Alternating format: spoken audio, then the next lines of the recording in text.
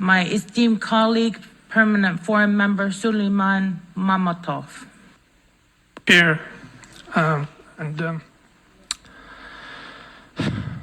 dear sisters and brothers, esteemed forum members and members of state delegations. In the context of today's theme, I would like to outline several key issues concerning the rights of indigenous peoples in Eastern Europe and Russia. Russian aggression against Ukraine has exacerbated the challenges indigenous peoples were already facing, such as systemic oppression, restrictions on freedom of expression, the banning of representative institutions, and many others, including severe restrictions when accessing education in our native languages.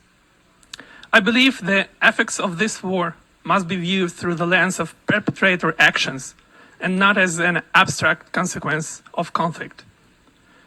Numerous credible studies confirm the disproportionate impact of Russian aggression on indigenous peoples, reflected in higher conscription rates and casualties. But the last thing I want to do is reduce people to numbers. And we do not usually discuss death, not over coffee, not at receptions, not in polite conversations.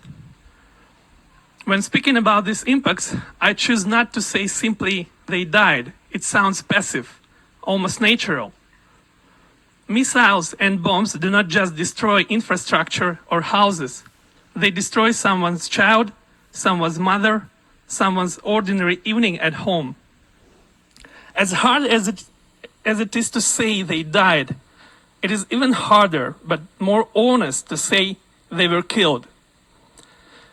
Indigenous peoples in Ukraine and Russia are not merely dying on battlefields.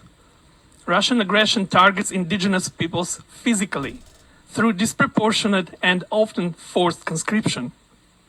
It targets us spiritually by erasing languages, cultures, and identities. This is not collateral damage. It is a targeted erasure carried out with unmistakable intent. And I can personally feel this intent during every airstrike, visible, audible, and tangible. The effects of this war on indigenous peoples are not limited to my region. No one can feel secure when a permanent member of the UN Security Council undermines the very foundations of international law, when land can be occupied and annexed at any moment.